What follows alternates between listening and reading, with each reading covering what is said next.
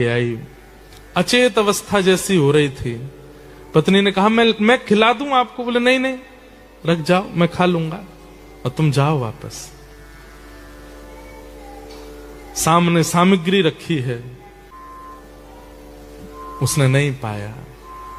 अंतिम क्षण चल रहा था, ठाकुर जी को बुला रहा था। इतने में ही मुरली मनोहर श्याम सुंदर साक्षात प्रकट हो गए। प्रकट होकर के उसके सामने जैसे ही आए तो जितनी उसके अंदर ऊर्जा नष्ट हो चुकी थी, सारी ऊर्जा पुनः वापस आ गई। नेत्र खुल गए, ठाकुर जी का साक्षात्कार हो गया। ठाकुर जी सन्मुख खड़े हैं और सन्मुख खड़े ठाकुर जी को देख करके गोपाल नेत्रों से अश्रु प्रवाह होने लगा।